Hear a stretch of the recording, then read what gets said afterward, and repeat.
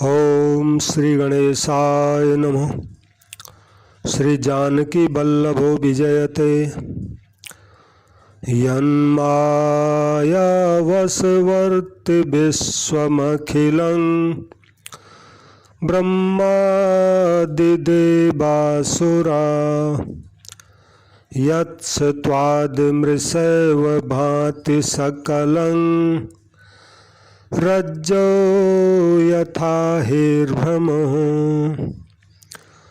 यत्पादप्लवमेकमेव हि भवाम्भोधिस्थितिर्सावतां वन्देऽहं तमशेषकारणपरं रामाख्यमीशं हरिं वन्देऽहं तमशेषकारणपरं रामाख्यमीशं हरिं। गोस्वामी तुलसीदास जी महाराज की जय। उमा महेश्वर भगवान की जय। श्री सीताराम जी महाराज की जय। सब संत भक्तों की जय जयकार हो। तो गोस्वामी तुलसीदास जी कहते हैं, वंदना में जिनकी माया के वशीभूत संपूर्ण विश्व ब्रह्मादि देवता और असुर हैं, जिनकी सत्ता से रस्सी में सर्प के भ्रम की भांति ये सारा दृश्य जगत सत्य ही प्रतीत होता है, और जिनके केवल चरण ही भवसागर से तरने की इच्छा वालों के लिए एकमात्र नौका है, उन समस्त कारणों से पर यानी सब कारणों के कारण और सबसे श्रेष्ठ भगवान राम कहलाने वाले श्री हरि की मैं वंदना करता हूँ। जय श्री राम। सभी श्रोताओं का मेरे संत कल्याणवाणी चैनल में स्वागत है। आज मैं रावण के जो अत्याचार थे उनकी कथा सुनाने जा रहा हूँ। तो याज्ञवल्क्य जी भरद्वाज जी को ये कथा सुना रहे। याज्ञवल्क्य जी कहते हैं, भरद्वाज सुन जाहि जब होई विधाता बाम धूर मेरुसम जनक जमो ताहि ब्यालसम दाम। कहते हैं, हे भरद्वाज जी सुनो, विधाता जब जिसके विपरीत होते हैं तब उसके लिए धूल सुमेरु पर्वत के समान भारी और कुचल डालने वाली हो जाती है।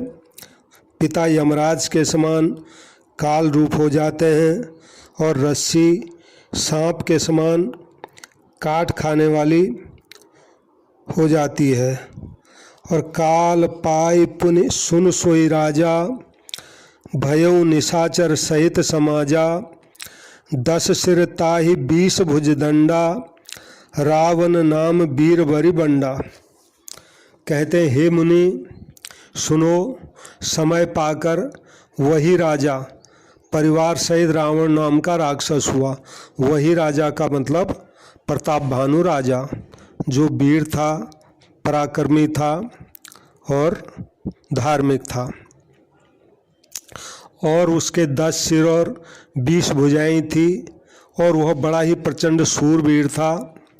अरिमर्दन नामक उसका जो छोटा भाई था वह बल का धाम कुंभकर्ण हुआ, और उसका जो मंत्री था जिसका नाम धर्मरुचि था वो रावण का सौतेला छोटा भाई हुआ। उसका नाम विभीषण था, जिसे सारा जगत जानता है। वो विष्णु भक्त और ज्ञान विज्ञान का भंडार था। नाम विभीषण जहि जग जाना विष्णु भगत विज्ञान निधाना। और जो प्रताप भानु के जो पुत्र और सेवक थे वे भी सब बड़े भयानक राक्षस हुए। काम रूप खल जिनस अनेका कुटिल भयंकर विगत विवेका। कृपा रहित हिंसक सब पापी बरिन न जाय विश्व परितापी। यानी एक जो धर्मात्मा राजा था खुद भी राक्षस हो गया, उसके जो लोग थे अपने पुत्र सेवक आदि वे सब भी कहते हैं अनेकों जाति के मनमाना रूप धारण करने वाले दुष्ट, कुटिल और भयंकर, विवेक रहित, निर्दयी, निशंक, पापी और संसार भर को दुख देने वाले हुए, उनका वर्णन नहीं हो सकता। यद्यपि पुलस्त्य ऋषि के पवित्र, निर्मल और अनुपम कुल में उत्पन्न हुए, तथापि ब्राह्मणों के शाप के कारण वे सब पाप रूप हुए। पाप रूप हुए माने सब राक्षस बन गए। उसके बाद रावण, कुंभकर्ण, विभीषण ने अनेकों प्रकार की बड़ी कठिन तपस्या की जिसका वर्णन नहीं हो सकता।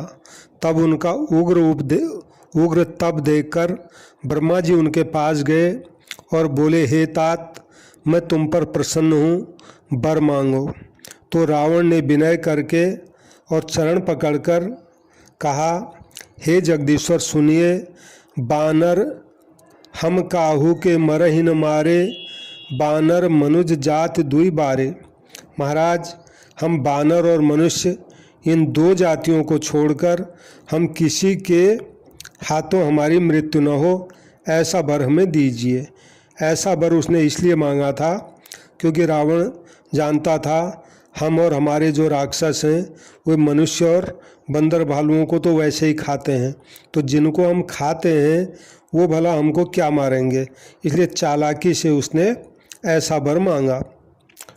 तो एव मस्तु तुम बड़ तप कीना, मैं ब्रह्मा मिल तेहि वर दीना। तो शिव जी कहते हैं, पार्वती, मैंने और ब्रह्मा जी ने मिलकर उसको ये वर दिया कि ठीक है ऐसा ही हो। यानी ऐसा है कि मृत्यु तो सबकी होनी है, ये तो रावण जानता ही था। इसलिए उसने चालाकी की कि बानर और मनुष्य के हाथ हमारी मृत्यु हो, यानी बानर और मनुष्य के हाथों हमारी मृत्यु हो नहीं सकती, लिहाजा हम राज्य करते रहेंगे और जीते रहेंगे। ऐसी चालाकी उन्होंने की और ब्रह्मा जी ने और शिव जी ने भी तथास्तु कह दिया कि बेटा ठीक है, तेरी इनके हाथों ही मृत्यु होगी। फिर कहा तुमने बड़ा तप किया है। उसके बाद ब्रह्मा जी कुंभकर्ण के पास गए। उसको देखकर उनके मन में बड़ा आश्चर्य हुआ। वो सोचने लगे, ये दुष्ट अगर नित्य आहार करेगा तो सारा संसार ही उजाड़ हो जाएगा। ऐसा विचार करके ब्रह्मा जी ने सरस्वती को प्रेरणा करके उसकी बुद्धि फेर दी, जिससे उसने 6 महीने की नींद मांगी। यानी वो मांगना तो ये चाहता था कि मैं 6 महीना खाता रहूं, यानी जागता रहूं और एक दिन सोऊं। तो ब्रह्मा जी ने सोचा ये इतना बड़ा भारी राक्षस है, ये 6 महीने अगर खाएगा ये तो पूरे संसार को ही खा जाएगा। तो इसलिए सरस्वती से प्रेरणा करके उसकी बुद्धि को फेर दिया, जिससे उसने उल्टा मांग लिया कि महाराज मैं 6 महीना सोता रहूं और एक दिन जागूं। तो तुरंत उन्होंने भी तथास्तु कह दिया। फिर गए विभीषण पास पुनि, कहें पुत्र वर मांग, ते मांग्यों भगवंत पदो, कमल अमल अनुराग। फिर ब्रह्मा जी विभीषण के पास गए। जो विभीषण है वो राक्षस कुल में तो अवश्य पैदा हुआ है, लेकिन ये भगवान का भक्त था। पहले भी ये भगवान का भक्त था, ये प्रताप भानु का मंत्री था ये, तो वहाँ भी ये भगवान का भक्ति था, यहाँ भी ये भगवान की भक्ति ही करता था और भक्ति का ही वरदान इसने मांगा। तो कहा वर मांगो। तो उसने भगवान के चरण कमलों में निर्मल यानी निष्काम और अनन्य प्रेम मांगा। तो उसको भी ब्रह्मा जी ने तथास्तु कह दिया। अब उनको वर देकर ब्रह्मा जी चले गए और तीनों भाई भी हर्षित होकर अपने घर लौट आए। फिर मैं दानव की मंदोदरी नाम की कन्या परम सुंदरी और स्त्रियों में शिरोमणि थी, मैंने उसको लाकर रावण को दे दिया, क्योंकि उसने जान लिया यह एक दिन राक्षसों का राजा अवश्य बनेगा, क्योंकि भारी तपस्या करके अब ये ताकतवर बन गया है। तो अच्छी स्त्री पाकर रावण बहुत प्रसन्न हुआ। फिर जाकर उसने अपने दोनों भाई कुंभकर्ण और विभीषण का भी विवाह करा दिया। फिर चित समुद्र के बीच में त्रिकूट नामक पर्वत पर ब्रह्मा जी का बनाया हुआ एक बड़ा भारी किला था। महान मायावी और निपुण कारीगर मय दानव ने उसको फिर से सजा दिया। मय दानव का मतलब रावण का ससुर, वो कारीगर भी था राक्षसों का। तो उसने उस किले को फिर से सजा दिया। उसमें मणियों से जड़े हुए सोने के अनगिनत महल, जैसे नाग कुल के रहने की पाताल लोक में भोगावतीपुरी है और इंद्र के रहने की स्वर्गलोक में अमरावतीपुरी है, उससे भी अधिक सुंदर और बांका वो दुर्ग था। जगत में उसका नाम लंका प्रसिद्ध हुआ और उसे चारों ओर से समुद्र की अत्यंत गहरी खाई। तब रावण ने घूम फिर करके सारा नगर देखा। अब उसके स्थान संबंधित चिंता मिट गई, बहुत सुख हुआ। यानी राजधानी कहाँ बनेगी, कहाँ रहेंगे, उसके मन में जो चिंता थी तो मिट गई, क्योंकि अच्छी नगरी बनी बनाई उसको मिल गई। तो उस पुरी को स्वाभाविक सुंदर और बाहर वालों के लिए, यानी बाहर वाला कोई उसके अंदर घुस नहीं पाएगा, ऐसा अनुमान करके रावण ने लंका को अपनी राजधानी बना दिया। और फिर योग्यता के अनुसार घरों को बांटकर रावण ने सब राक्षसों को भी सुखी किया। जितने भी परिवार के थे उसके सेवक आदि, सबको घर उसने बांट दिए। अब क्या हुआ, एक बार कुबेर पर धावा, पुष्पक जान जीत ले आवा। फिर अब तो रावण को अभिमान ही हो गया था अपनी ताकत का, अपनी सेना का। तो एक बार वो कुबेर पर उसने चढ़ाई कर दी और कुबेर के पास पुष्पक विमान था, तो उस पुष्पक विमान को छीन करके उससे ले आया। का बढ़ गया तो कौतुक कहीं कैलाश पुनि, लीन से जाय उठाए, मनहु तौल निज बाहुबलो, चला बहुत सुख पाए।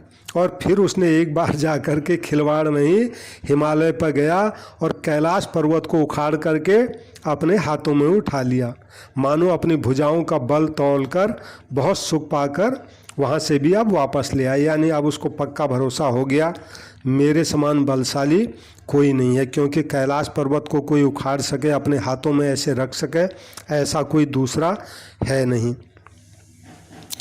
अब तो महाराज सुख संपत्ति सुत सेन सहाई, जय प्रताप बल बुद्धि बढ़ाई, नित नूतन सब बाढ़त जाई, जिम प्रतिलाभ लोभ अधिकाई।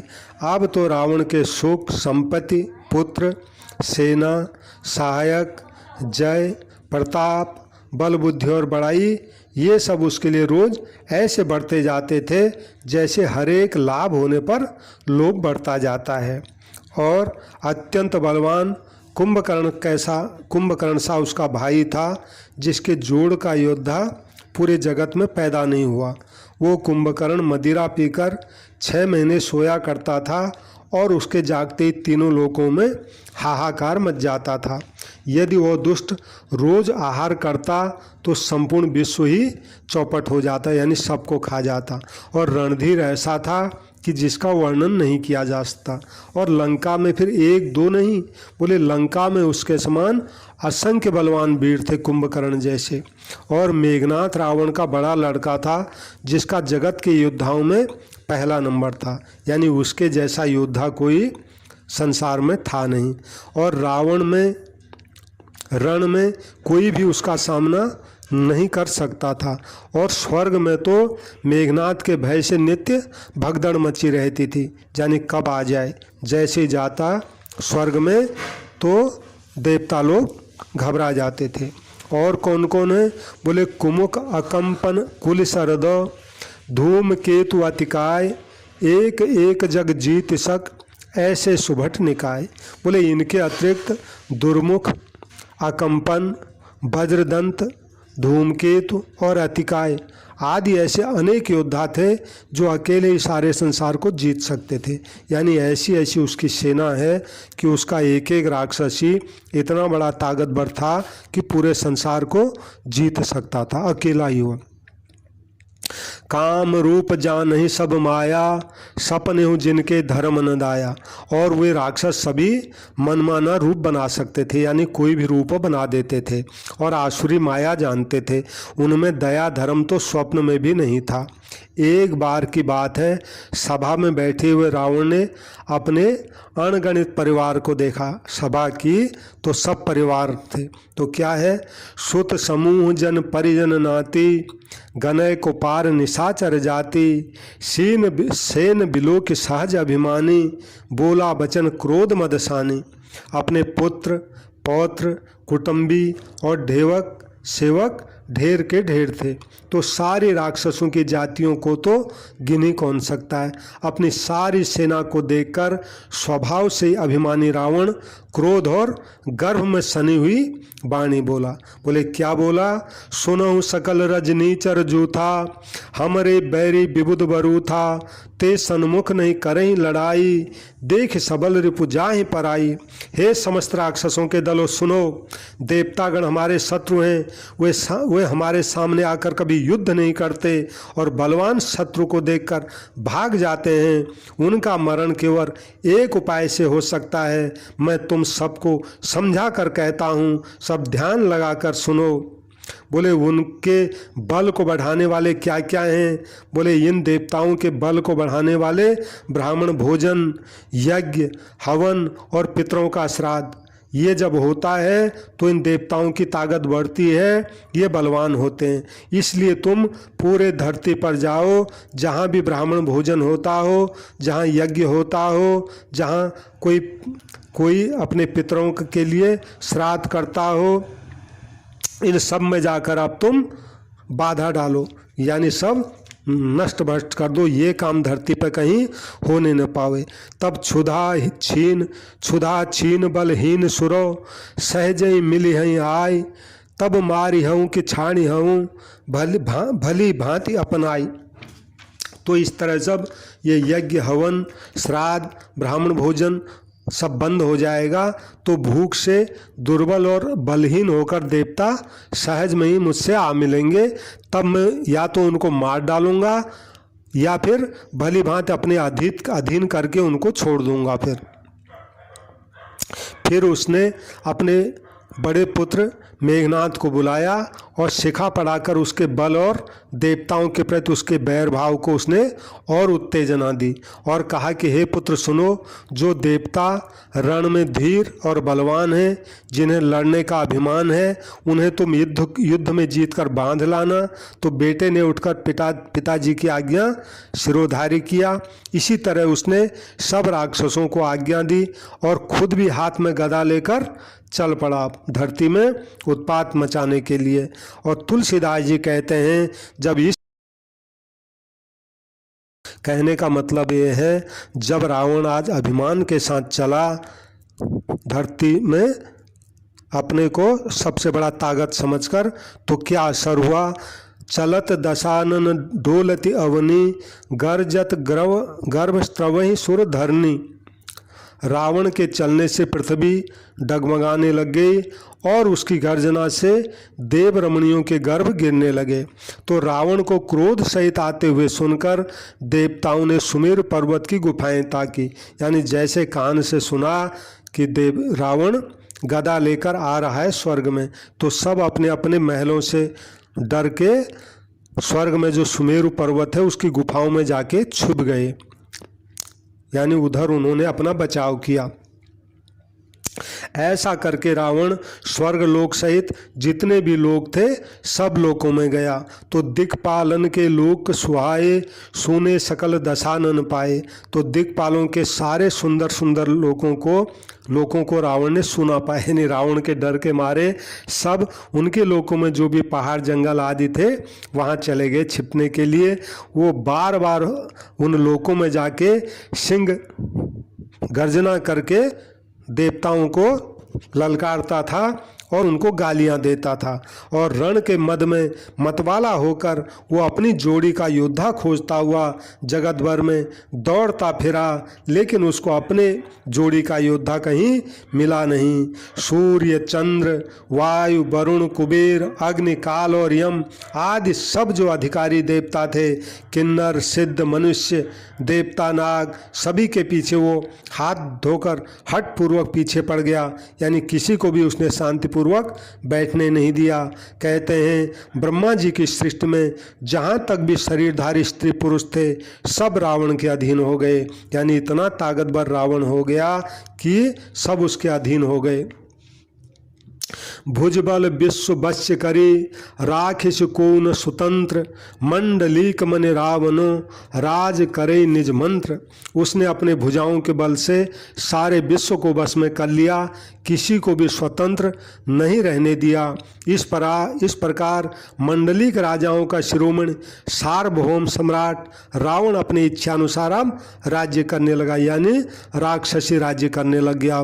देव जच्छ गंधर्व नरो किन्नर नाग कुमार, जीत बरी निज बाहुबलो बहु सुंदर बर नारी। देवता, यक्ष, गंधर्व, मनुष्य, किन्नर और नागों की कन्याओं को तथा और बहुत सी अन्य सुंदरी और उत्तम स्त्रियों को उसने अपनी भुजाओं के बल से जीतकर ब्याह लिया, यानी और भी बहुत सारी सुंदर स्त्रियों से उसने अपना ब्याह कर लिया। और मेघनाथ इंद्र ने मेघनाथ से उसने जो कुछ कहा था तो मेघनाथ ने मानो पहले से ही कर रखा था, यानी रावण के कहने भर की देर थी और आज्ञा पालन में रावण ने जरा भी देर नहीं की। अब तुलसीदास जी कहते हैं जिनको रावण ने मेघनाथ से पहले करने की कुछ आज्ञा दे रखी थी, उन दुष्ट राक्षसों ने जो जो करतूत की अब उनको सुनो। देखत भीम रूप सब पापी, निश्चर निकर दे परितापी। सब राक्षसों के समूह देखने में बड़े भयानक, पापी और देवताओं को दुख देने वाले थे। वे असुरों के समूह उपद्रव करते थे और माया से अनेकों प्रकार के रूप भी बना लेते थे। जेहि विधि होई धर्म निर्मूला, सो सब करहीं वेद प्रतिकूला। जिस प्रकार धर्म की जड़ें कटें वे वही सब वेद विरुद्ध काम करते थे। और जेहि जेहि देश धेनु दुज पावहीं, नगर गांव पुर आग लगावहीं। और जिस जिस स्थान में वो गाय पाते थे, ब्राह्मणों को पाते थे, उस नगर में, उस गांव में, उस पूर्वे में तो आग ही लगा देते थे। यानी गाय ब्राह्मणों से तो उनको बहुत ही दुश्मनी थी, क्योंकि गायों के दूध से घी बनता है जो हवन में काम आता है और जो देवताओं के बल को बढ़ाने वाला होता है। और ब्राह्मण यज्ञ करते थे, पूजा पाठ करते थे, तो ये दो तो उनके खास शत्रु थे, ब्राह्मण और गाय। इसलिए गाय ब्राह्मण जहाँ भी उनको मिलते थे पूरे गांव नगर को ही वो आग लगा देते थे। और उनके डर से अब कहीं भी शुभ आचरण नहीं होता, यानी ब्राह्मण भोजन, यज्ञ, श्राद्ध आदि सब बंद हो गए। सब देवता ब्राह्मण गुरु को कोई नहीं मानता था, न किसी में भगवान की भक्ति थी, न कोई यज्ञ करता था, न कोई तप करता था, न कहीं ज्ञान चर्चा होती थी। वेद और पुराणों की कथा तो स्वप्न में भी कहीं सुनने को अब नहीं मिलती थी। गोस्वामी तुलसीदास जी कहते हैं कैसा उसने उत्पाद मचा रखा था। जप जोग विरागा तप मख भागा, श्रवण सुनई दस शीसा। आपुन उठ धावहीं रह न पावहीं, धरि सब घालई खीसा। अस भ्रष्ट आचारा भा संसारा, धर्म सुनिय नहीं काना। ते बहुविध त्रासहीं देश निकासहीं, जो कह वेद पुराण। ते बहुविध त्रासहीं देश निकासहीं, जो कह वेद पुराण। महाराज जप, योग, वैराग्य, तप और यज्ञ में देवताओं के भाग पाने की बात रावण अगर कहीं कानों से सुन पाता था तो तुरंत उसी समय उठ के दौड़ पड़ता था और वहाँ जा कर के कुछ भी रहने नहीं देता था, यानी सबको पकड़ पकड़ कर विध्वंस कर डालता था। संसार में ऐसा भ्रष्ट आचरण फैल गया कि धर्म की बात तो अब कहीं कानों में सुनने में नहीं आती थी। जो कोई वेद पुराणों की कथा कहीं कहता था उसको बहुत तरह से दुख देता था और देश से निकाल देता था। तो शिव जी कहते हैं पार्वती, शिव जी भी ये कथा कैलाश जी में बड़ वृक्ष के नीचे तो कहते हैं बरन न जाय अनीति घोर निशाचर जो करही हिंसा पर अति प्रीत तिनके पाप ही कवन मिति। राक्षस लोग पार्वती जो घोर अत्याचार करते थे उसका वर्णन नहीं किया जा सकता। अब हिंसा पर ही जिनकी प्रीति फिर उनके पापों का तो ठिकाने क्या है, क्योंकि कितने पाप करेंगे, क्योंकि हिंसा ही उनको अच्छी लगती है। अब संसार में क्या हो गया, बाढ़े खल बहु चोर जुआरा जे लंपट पर धन पर दारा माँ नहीं मातु पिता नहीं देबा साधुन जिनके यह आचरण भवानी ते जानहु निश्चर सब प्राणी। अब कहते हैं शिव जी कहते हैं पार्वती पराये धन और पराई स्त्री पर मन चलाने वाले दुष्ट चोर और जुआरी धरती पर बहुत बढ़ गए। लोग माता पिता को देवताओं को नहीं मानते थे, साधुओं की सेवा करना तो दूर की बात रहा, उल्टे साधुओं से अपनी सेवा कराते थे। जिनके यह आचरण भवानी ते जानहु निश्चर सब प्राणी, यानी शिव जी ने सार बता दी कि दुष्टों की राक्षसों की क्या पहचान है। कहते हे भवानी जिनके ऐसे आचरण हैं उन सब प्राणियों को तुम राक्षसी समझना, यानी ये राक्षसों की पहचान बता दी। इस प्रकार धर्म के प्रति लोगों की अतिशय ग्लानि अरुचि यानी अनास्था देखकर पृथ्वी अत्यंत भयभीत हो गई और व्याकुल हो गई। धरती मन में विचार करने लगी कि पर्वत नदियों और समुद्र का मेरे ऊपर इतना बड़ा बोझ है, लेकिन फिर भी मुझे इनका बोझ भारी नहीं जान पड़ता जितना मुझे एक दुष्टिय अनिष्ट करने वाला राक्षस जो है मेरे ऊपर भारी लगता है। तो पृथ्वी विपरीत देख रही है, लेकिन रावण के भय से वो भी किसी को कुछ बोल नहीं पा रही है। जब धरती से रहा नहीं गया तब तुलसीदास जी कहते हैं धेनु रूप धरि हृदय विचारी गई तहाँ जहाँ सुर मुनि झारी। अंत में हृदय में सोच विचार कर धरती ने गाय माता का रूप बनाया और धरती वहाँ गई जहाँ स्वर्ग में सुमेरु पर्वत की गुफाओं में देवता सब छिपे हुए थे। तो पृथ्वी ने रो रो कर उन सबको अपना दुखड़ा सुनाया, पर किसी से कुछ काम नहीं बना। जब किसी से कुछ काम नहीं बना तो सब ने कहा कि धरती हम क्या करें, तू देख ही रही है हम तो रावण के डर से खुद ही यहाँ छिपे हुए हैं, तो क्या करें। तो तुलसीदास जी कहते हैं सुर मुनि गंधर्वा मिल कर सर्वा गे बिरंच के लोका संग गो तनुधारी भूम बिचारी परम विकल भय शोका।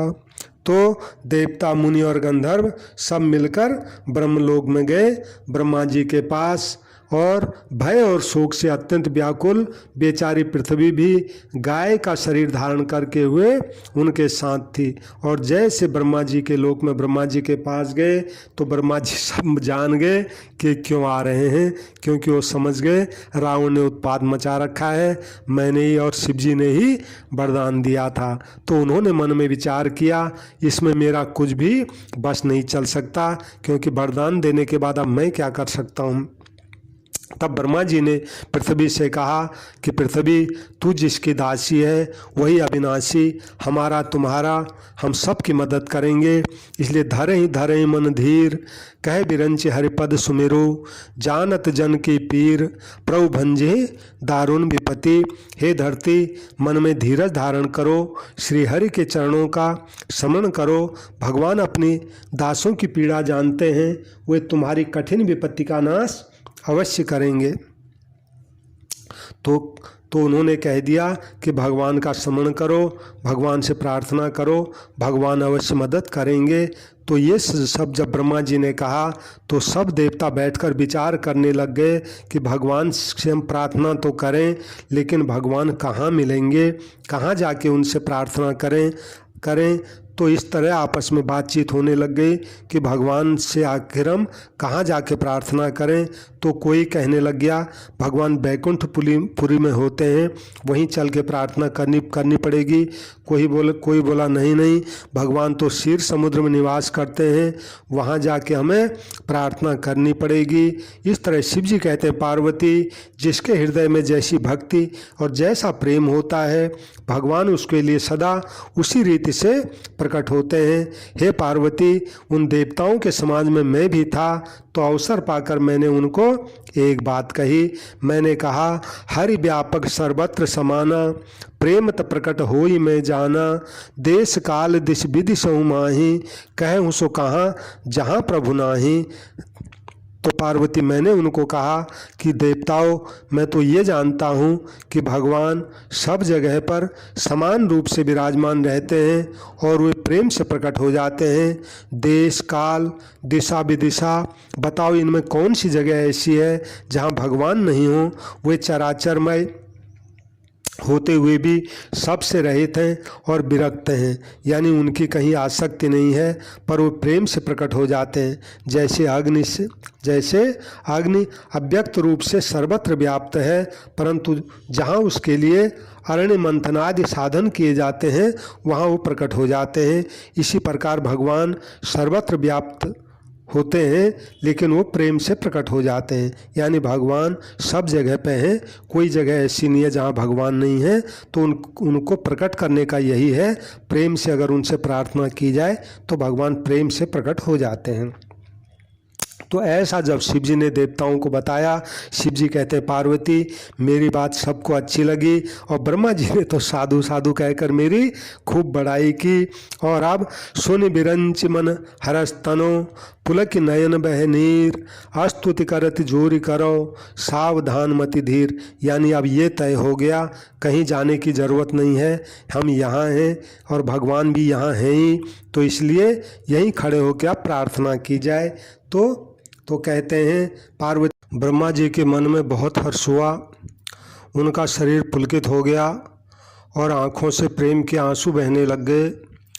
तब धीर बुद्धि ब्रह्मा जी सावधान होकर हाथ जोड़कर वहीं खड़े खड़े ब्रह्मलोक में भगवान की स्तुति करने लग गए। सब देवता और गौ का रूप धारण की हुई धरती भी उनके साथ भगवान की स्तुति करने लग गई।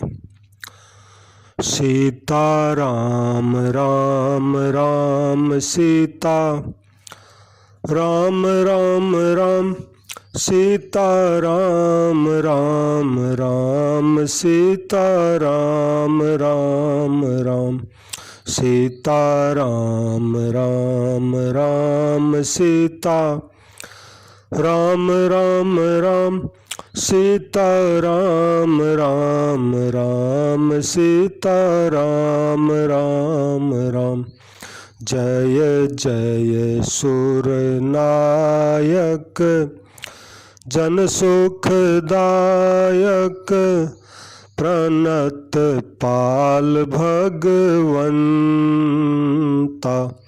गोद्विज हितकारी, जय असुरारी, सिंधु सुता प्रिय कंता, पालन सुर धरनी, अद्भुत करनी, मरम न जाने कोई, जो सहज कृपाला दीन दयाला, करऊँ अनुग्रह सोई। सीता राम राम राम सीता राम राम राम सीता राम राम राम सीता राम राम राम। जय जय अविनाशी सब घटवासी, व्यापक परमानंदा। अभिगत गोतीतं चरित पुनीतं, माया रहित मुकुंदा। जेहि लागे विरागी, अति अनुरागी, विगत मोह मुनि वृंदा। निसेवासर ध्यावहि, गुणगण गावहि, जयति सच्चिदानंदा। सीता राम राम राम सीता राम राम राम सीता राम राम राम सीता राम राम राम।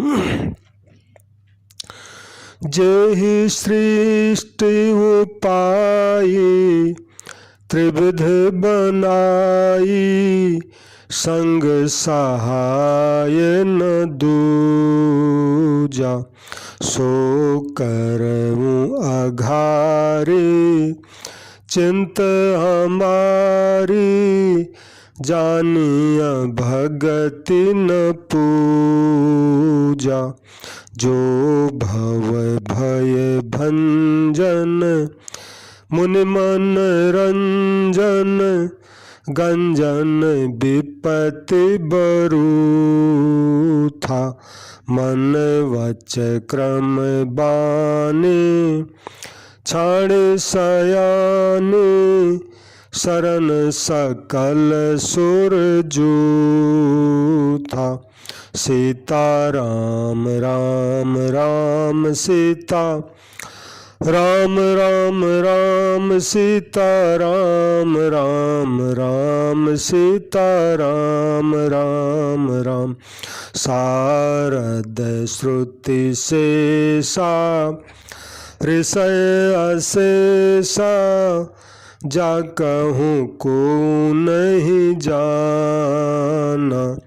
जेहि दीन प्यारे, वेद पुकारे, द्रवऊँ सो श्री भगवान। भव बारिधि मंदर, सब विधि सुंदर, गुण मंदिर सुख पुंजा। मुनि सिद्ध सकल सुर, परम भयातुर, नमत नाथ पद कंजा। सीता राम राम राम सीता राम राम राम सीता राम राम राम सीता राम राम राम। सीता राम राम राम सीता राम राम राम सीता राम राम राम सीता राम राम राम। तो ब्रह्मा जी आदि देवताओं ने भगवान की स्तुति की कि हे देवताओं के स्वामी, हे सेवकों को सुख देने वाले, हे शरणागत की रक्षा करने वाले प्रभु, आपकी जय हो, आपकी जय हो। हे गौ और ब्राह्मणों का हित करने वाले, असुरों का विनाश करने वाले, समुद्र की कन्या श्री लक्ष्मी जी के प्रिय स्वामी, प्रभु आपकी जय हो। हे देवताओं और पृथ्वी का पालन करने वाले प्रभु, आपकी लीला अद्भुत है, कोई उसका भेद नहीं जानता। ऐसे जो स्वभाव से कृपालु और दीन दयालु हैं, वे भगवान आज हम पर कृपा करें। हे अविनाशी, हे सबके हृदय में निवास करने वाले अंतर्यामी प्रभु, हे सर्वव्यापक परम आनंद स्वरूप, अज्ञेय, इंद्रियों से परे, पवित्र चरित्र, माया से मुकुंद, माया से रहित मुकुंद यानी मोक्षदाता प्रभु, आपकी जय हो, आपकी जय हो।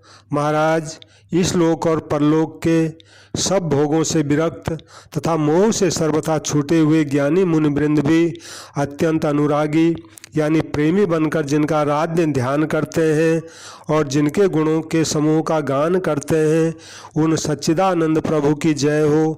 महाराज, जिन्होंने बिना किसी संगी अथवा सहायक के अथवा त्रिगुण रूप बन करके, ब्रह्मा विष्णु शिव रूप बन करके, बिना उपादान कारण के यानी किसी संसार को बनाने के लिए भगवान ने कोई वस्तु का प्रयोग नहीं किया।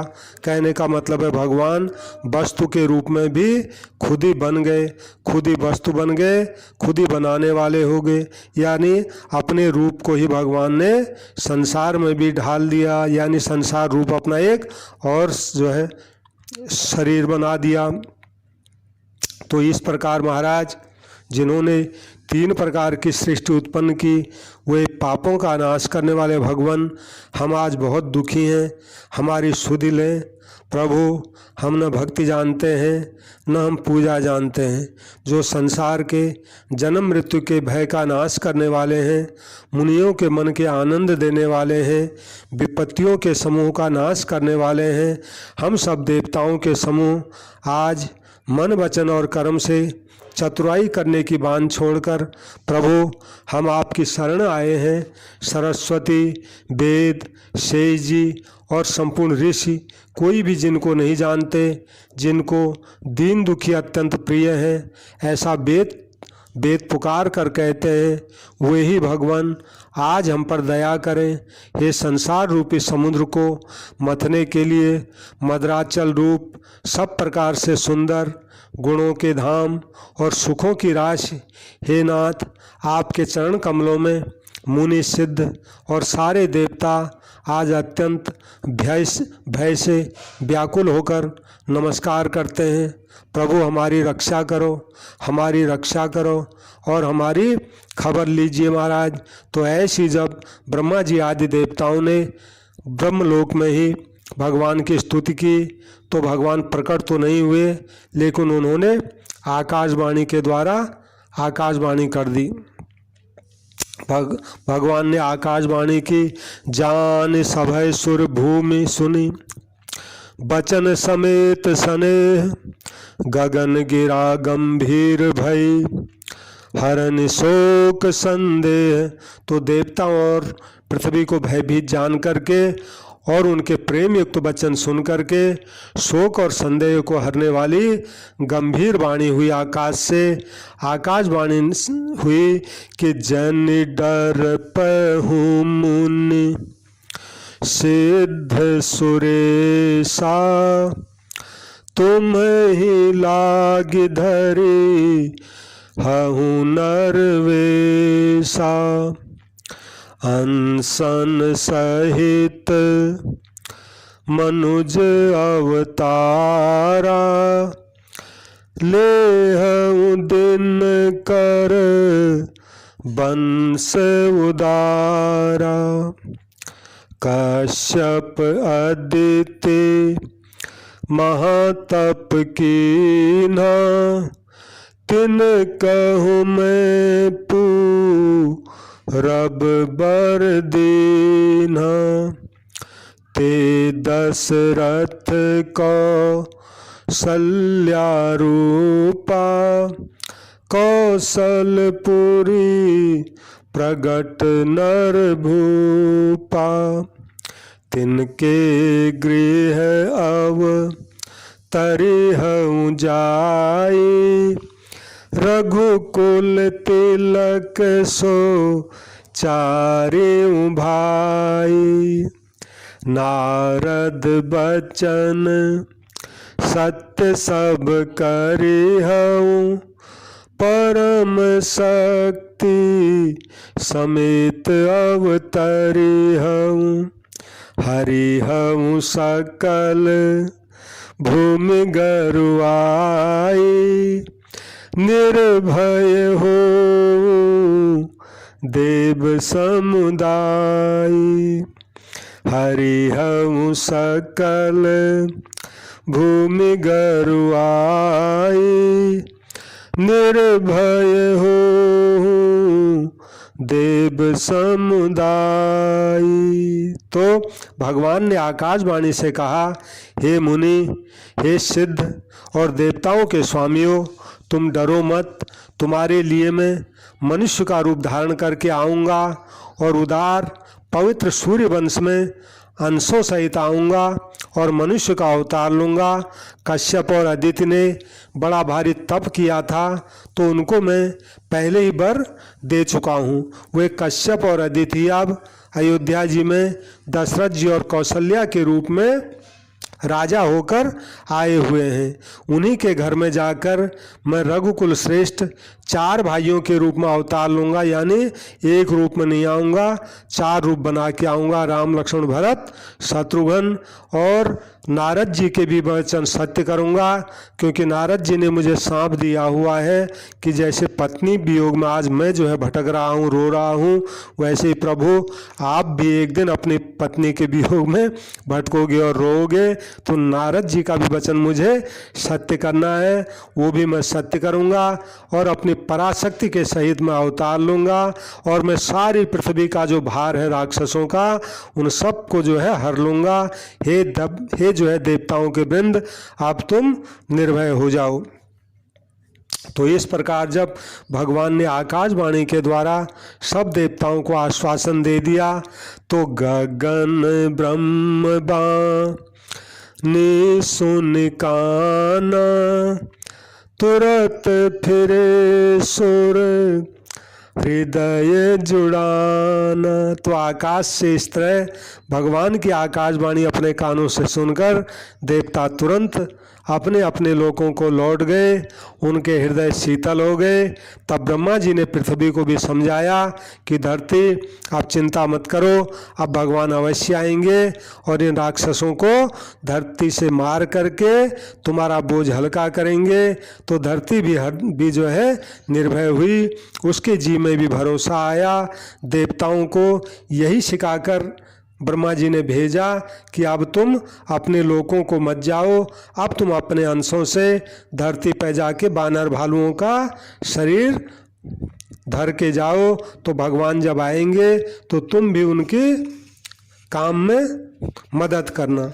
तो ऐसा कह के ब्रह्मा जी भी अपने लोक को चले गए। अब सब देवता अपने अपने लोक को चले गए, पृथ्वी सहित सबके मन को शांति मिली हुई। अब ब्रह्मा जी ने जिसको जो आज्ञा दी थी उससे देवता बहुत प्रसन्न हुए।